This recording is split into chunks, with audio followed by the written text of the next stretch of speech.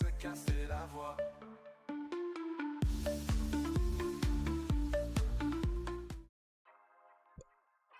Eh ben, c'était tendu, fallait attendre jusqu'à la fin pour avoir le résultat du match. Salut à tous les frérots, j'espère que vous allez bien, bienvenue sur la chaîne. Aujourd'hui, on va parler du match Tanzanie-RD Congo.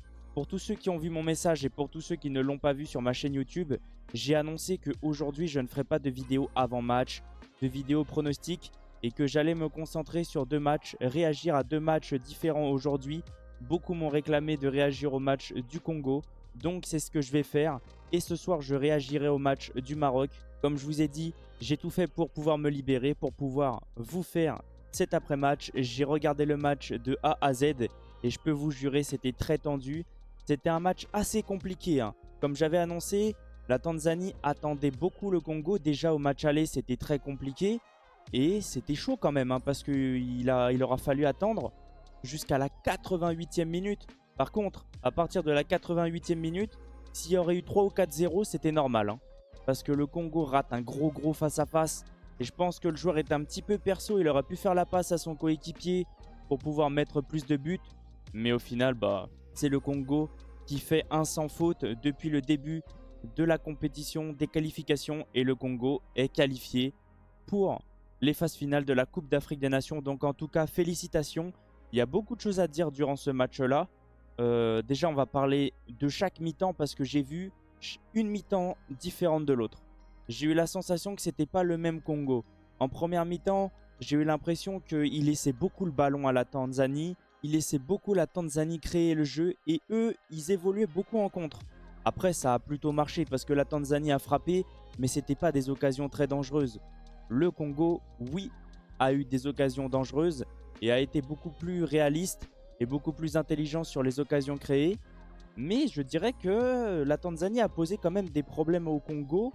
Il va falloir quand même qu'ils se méfient pour les prochains matchs parce que ça va pas non plus être si facile que ça. Mais maintenant, ils sont tranquilles, qualifiés pour les phases finales. Et je crois même que même sans faire jouer l'équipe première, ils vont finir premiers parce qu'ils ont plein de points d'avance. En tout cas, j'espère que la vidéo va vous plaire. Bon visionnage. Avant que la vidéo commence, n'oubliez pas l'abonnement, le petit like, le petit commentaire pour le référencement et n'hésitez pas à partager les potes. Allez, maintenant, on va passer à la chose que tout le monde attend, le débrief du match. Alors, j'ai fait exprès déjà principalement pour tous ceux qui parient, faites attention parce que déjà, c'est interdit pour ceux qui ont moins de 18 ans. Et faites attention aussi parce que ça peut être dangereux. J'ai fait exprès de vous mettre les premières stats pour vous montrer un petit peu que ce que je vous ai expliqué au début de la vidéo et dans l'avant-match, c'est réaliste. La Tanzanie a mis en difficulté le Congo, il les attendait de pied ferme et ça n'a pas été non plus un match très facile pour le Congo. Comme je vous ai expliqué, le Congo a marqué très tard sur un but casquette. L'attaquant frappe, je crois qu'elle est déviée par le défenseur et passe au-dessus du gardien, il est lobé. Ensuite, ça m'aurait même pas choqué que le Congo gagne 3 ou 4-0. Parce que déjà, il y a une grosse occasion du Congo où l'attaquant doit faire la passe à son coéquipier. S'il avait fait la passe à son coéquipier, il y aurait eu plus simplement but. En fait, là, je me suis dit, ah ouais, il ne fait pas la passe à son coéquipier, il rate l'occasion. Si la Tanzanie revient juste derrière, ça peut être très compliqué dans la tête. Ça va, c'est que le Congo a réussi quand même à doubler la mise et à prendre les 3 points et à terminer le match. Donc, là maintenant, on va se concentrer déjà principalement sur les premières stats. On peut voir que la Tanzanie n'a pas été ridicule et a joué son match. C'est pour ça que je vous ai dit attention aux cotes parce que c'est très réaliste. Et au final, la Tanzanie a dicté un petit peu le jeu pendant tout le match. C'est eux qui avaient la conservation de balles.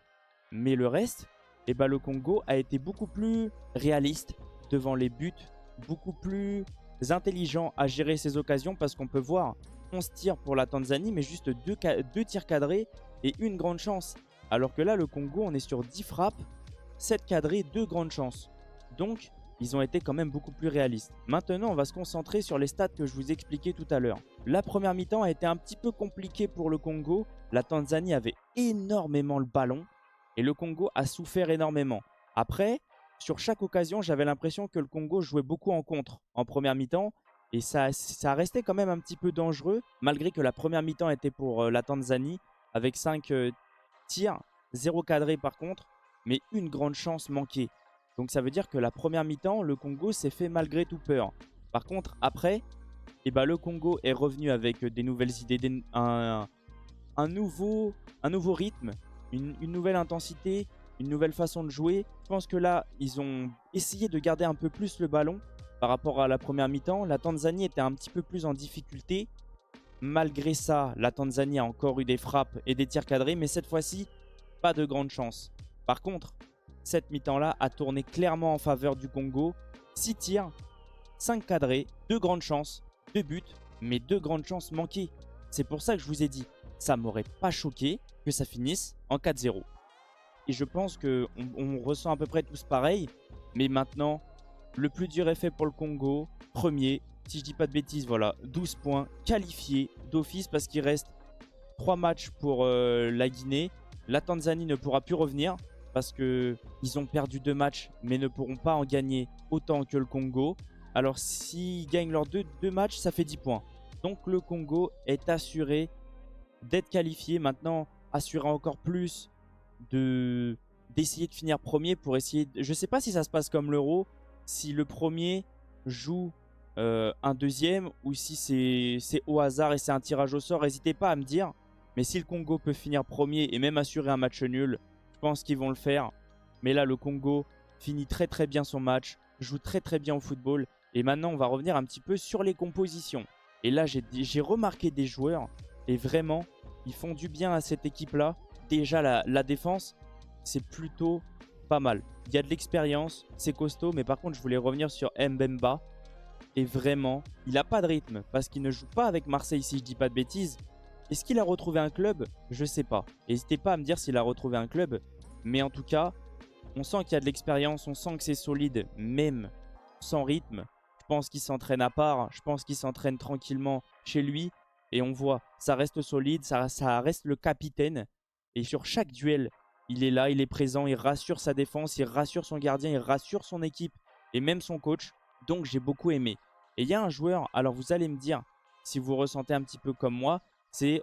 alors est-ce que ça va bien se prononcer comme ça? C'est Bongonda.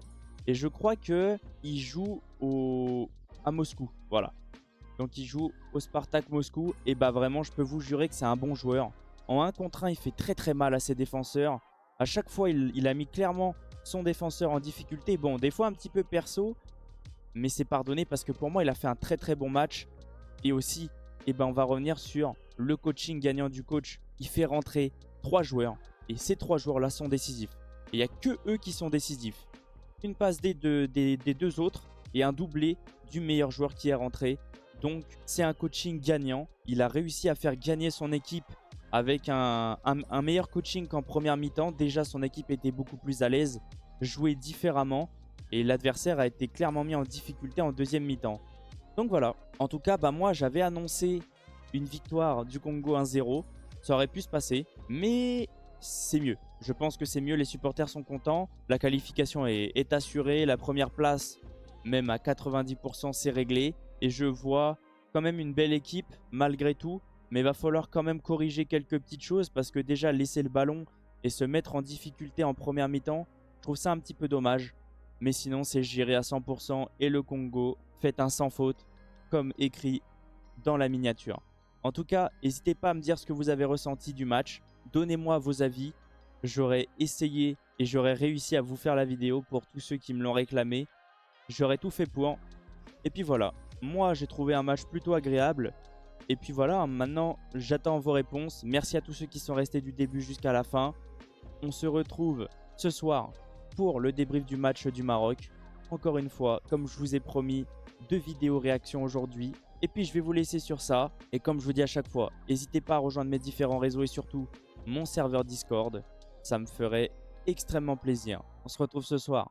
Ciao les potes. Eyes and single friends, whatever happened to that? I don't care if you're a man, you gon' love me to the end.